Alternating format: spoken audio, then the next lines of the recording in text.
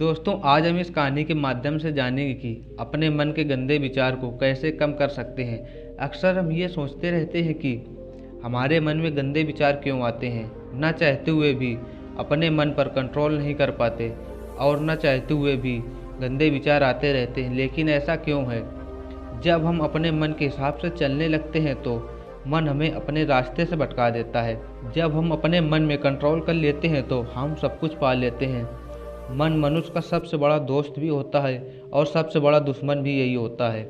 हम अपने मन में आने वाले गंदे विचार को रोकने की तो कोशिश बहुत करते हैं, लेकिन जितना हम इसको रोकने की कोशिश करते हैं ये उतनी ही तेज़ी से आते रहते हैं। हम जिस भी चीज़ से जितनी दूर भागेंगे वह चीज़ उतनी तेज़ी से हमारी तरफ आएगी। इसीलिए किसी भी चीज़ से भागो मत, बल्कि संतुलन बनाए रखो। एक बार एक लड़का गौतम बुद्ध के पास आया और आकर उनसे कहने लगा कि हे महात्मा, मेरे अंदर इतने गंदे विचार क्यों आते हैं? मेरे न चाहते हुए भी ये विचार आते रहते हैं। मेरे अंदर काम वासना के विचार चलते रहते हैं।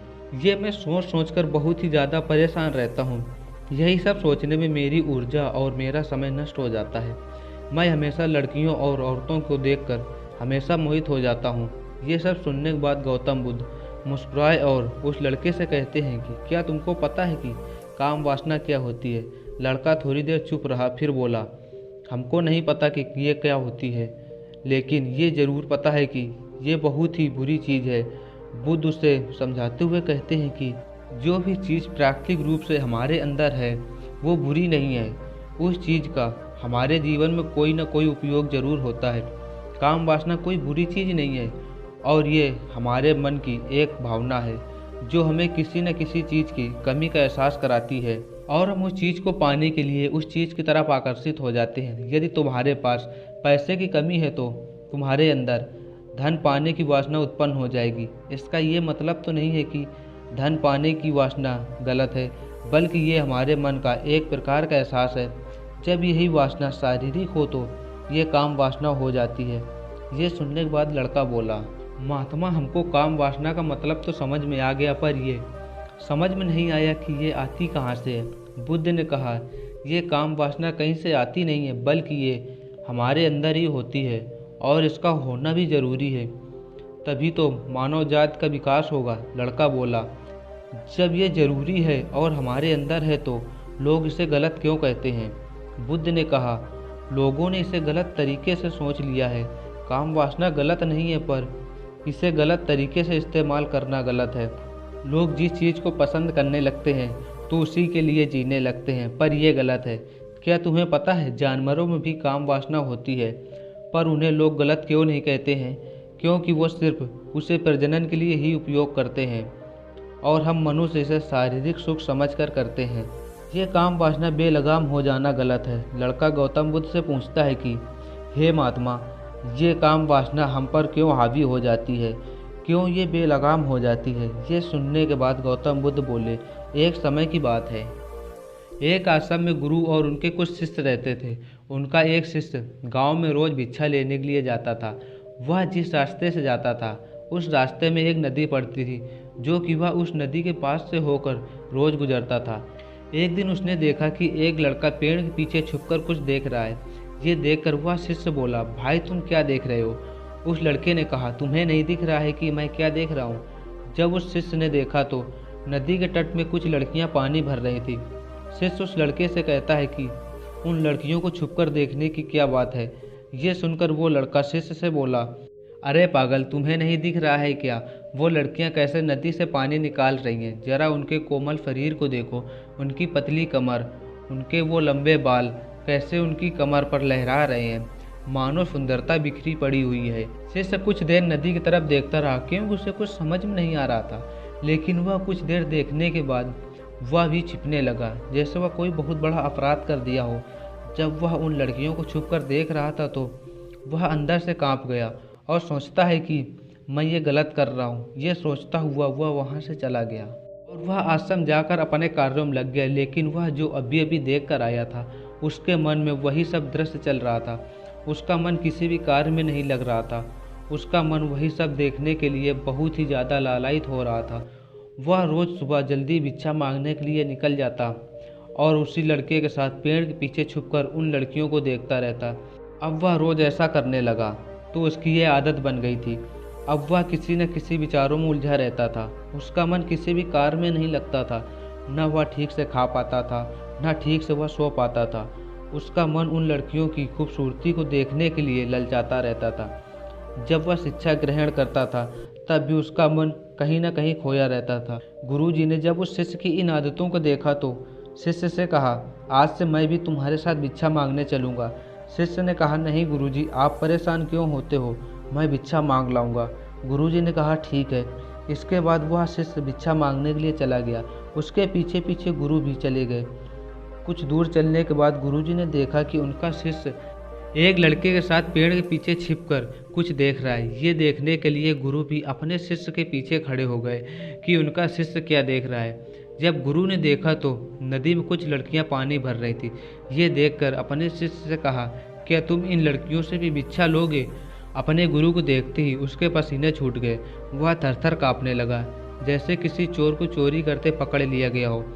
वह कुछ भी बोल नहीं पा रहा था। वह जो लड़का उसके साथ था वह भी भाग गया।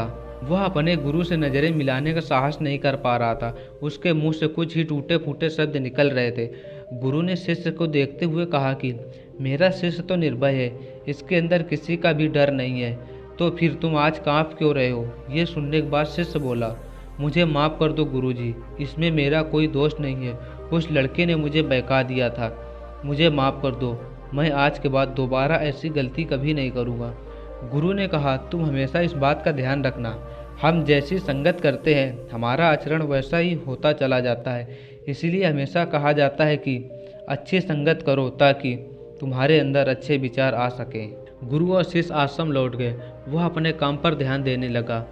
वह उस रास्ते को छोड़ दिया, दूसरे रास्ते से जाने लगा और अपने काम पर पूरा ध्यान देने लगा। लेकिन वह धीरे धीरे दूसरे शिष्यों पर क्रोध करने लगा और बेचैन रहने लगा। वह समय पर भोजन भी नहीं करता था और भोजन बहुत कम खाता था। एक रात को गुरु उस शिष्य के पास गए और जाकर कहा कि तुम आज से अपने मन को नियंत्रण में रखोगे। तुमने अब तक कितनी बार अपना वादा तोड़ दिया है। यह सुनकर शिष्य रोने लगा और उनके चरणों में गिर गया। उसने कहा कि मैं अपने मन को नियंत्रित करने की बहुत कोशिश करता हूँ, लेकिन मेरा मन मेरे नियंत्रण में है ही नहीं। मैं चाहता तो बहुत हूँ कि मैं अपने मन से सभी बुरे विचार निकाल दूँ, पर मैं ऐसा नहीं कर पा रहा हूँ। गुरुजी उसे एक बगीचे में ले गए और कहा कि देखो, ये नालियाँ बनी हुई हैं, इनमें पानी नियंत्रण भाव से बह रहा है, जो कि ये पानी नदी से आ रहा है। गुरु ने कहा, क्या तुम इस पानी के बहाव को रोक सकते हो? शिष्य ने कहा, अवश्य गुरुजी। शिष्य ने थोड़ी मिट्टी उठाकर उस नाली में डाल दी और पानी का बहाव कुछ समय के लिए रुक गया, लेकिन थोड़ी ही देर बाद पानी उस मिट्टी के ऊपर से आने लगा। गुरु ने कहा, ये तो पानी रुका ही नहीं। फिर उसने कुछ मिट्टी उठाई और उसके ऊपर डाल दी, जिससे पानी रुक गया, लेकिन थोड़ी ही देर बाद फिर से वह पानी आने लगा। ये देखकर शिष्य ने एक बड़ा सा पत्थर उठाया और उस नाली में रख दिया, जिससे पानी आना बंद हो गया। ये देखकर शिष्य ने कहा, गुरुजी, मैंने अपना वादा पूरा कर दिया, देखो पानी आना रुक गया। लेकिन गुरुजी ने कहा कि पीछे देखो, वो तो पानी नाली तोड़कर बाहर आ गया और ये पानी अपना दूसरा रास्ता बनाकर बह जाएगा। गुरु ने शिष्य से कहा कि तुम भी तो ऐसा ही कर रहे हो। तुम हर बार प्रयास करते हो और हर बार तुम्हारा प्रयास टूट जाता है और ये हर बार टूटता ही रहेगा। ये पत्थर तुम्हारा प्रयास है और ये पानी तुम्हारे विचार। तुम कितना भी बड़ा पत्थर रख लो, लेकिन ये पानी अपना मार्ग बना ही लेगा। ये बात सुनने के बाद शिष्य बोला, गुरुदेव, क्या कोई ऐसा उपाय नहीं है जिससे ये गंदे विचारों से बचा जा सके? गुरु ने कहा कि जहाँ से पानी आ रहा है वहाँ से इसका रास्ता बंद कर दो, फिर ये पानी बगीचे में नहीं आएगा। शिष्य ने कहा कि हाँ गुरुदेव, यदि मैं पानी के मार्ग को ही बंद कर देंगे तो पानी बगीचे में नहीं आएगा।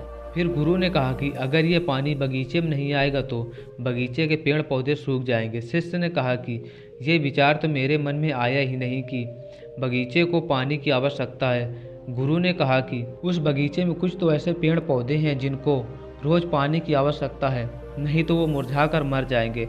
फिर गुरु ने शिष्य से पूछा कि अगर हम इस पूरे पानी को बगीचे की तरफ मोड़ दें तो क्या होगा? शिष्य ने कहा कि वहाँ के जितने भी पेड़ पौधे हैं वो सभी गल कर नष्ट हो जाएंगे और वहाँ कुछ भी नहीं बचेगा। गुरुजी मुस्कुराते हुए कहा कि हमें किसी भी चीज़ को रोकना नहीं है। कम पानी भी पौधों को नष्ट कर देता है और ज़्यादा पानी भी पौधों को नष्ट कर देता है। हमको हमेशा संतुलन बनाकर रखना चाहिए और हमारा जीवन भी संतुलन से ही चलता है। गुरु ने कहा कि यदि मैं तुमसे कहूँ कि आम के बारे में मत सोचो तो तुम्हारे मन में सबसे पहले किसका चित्र आएगा? शिष्य ने कहा कि हमारे मन में सबसे पहले आम का चित्र आएगा। ये सुनकर गुरुजी ने कहा कि ऐसे ही जब हम किसी भी चीज़ को या किसी भी विचार को ज़बरदस्ती रोकने का प्रयास करते हैं तो वह हमारे अंदर और भी ज़्यादा मजबूती से आते हैं। इसीलिए हमें इन्हें कभी दबाने की कोशिश नहीं करनी चाहिए। और कभी कभी ये गंदे विचार हमारे अंदर गलत संगत से भी आते हैं, क्योंकि कभी कभी हमारे अंदर कामुकता होती नहीं है, पर ये कुछ गंदे लोगों के साथ रहने से भी हावी हो जाती है। शिष्य ने कहा, गुरुजी आप सही कह रहे हो, मैं अपने मार्ग से भटक गया था। वह फिर से अपने कामों को पूरे ध्यान से करने लगा। वह अगले दिन सुबह फिर से उसी मार्ग से भिक्षा लेने गया जहां आज भी वह लड़का पेड़ के पीछे छिपकर उन लड़कियों को देख रहा था। शिष्य उस नदी पर गया जहां वो लड़कियां पानी भर रही थी। शिष्य उन लड़कियों से पानी मांगा और उनमें से एक लड़की ने पानी पिलाया। पानी पीने के बाद उस लड़की ने उस शिष्य के चरण छुए। शिष्य ने आशीर्वाद दिया, कहा कि तुम्हारा कल्याण हो, जिससे कि मानसिकता सकारात्मक ऊर्जा से भर जाए। उसके चेहरे पर एक अजीब सी चमक आ गई थी, जैसे उसे कुछ खोया हुआ मिल गया हो। तभी पीछे से वह लड़का आया और शिष्य से बोला, आज तो तुमने नज़दीक से दर्शन कर लिए, तुम तो हमसे भी आगे निकले। जब शिष्य ने कहा, हम दूसरों के दर्शन में ही व्यस्त रहते हैं, हम अपने कभी दर्शन नहीं कर पाते। तुम कब तक इस पेड़ के पीछे छिप कर देखते रहोगे? किसी को पसंद करते हो तो बोल दो, यदि वो मान जाती है तो उससे शादी कर लो, लेकिन उससे पहले तुम कुछ बन जाओ। ऐसे अपना समय बर्बाद मत करो।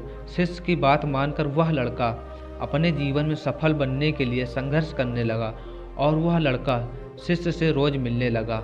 तुमने देखा कि संगत का असर कैसा होता है। संगत बदलो और अपने विचारों को बदलो। गौतम बुद्ध ने उस लड़के से पूछा, तुम्हें तुम्हारे प्रश्नों के उत्तर मिल गए? उस लड़के ने कहा, हाँ महात्मा जी। गौतम बुद्ध ने उस लड़के से कहा, तुम्हारे मन में यदि गंदे विचार आए तो अपने आप को दोषी मत मानो। ये शरीर कई हजार वर्षों से यही सीखा है। ये तुम्हारे सोच लेने से ये टूटने वाला तो है नहीं। तुम्हारे अंदर वो ऊर्जा है, वो शक्ति है, जिसे तुम्हें संतुलित मात्रा में इसका उपयोग करना है। इस कहानी से ये सीख मिलती है कि हमारे विचारों का कितना अधिक महत्व होता है और यही भविष्य की दिशा को भी निर्धारित करते हैं।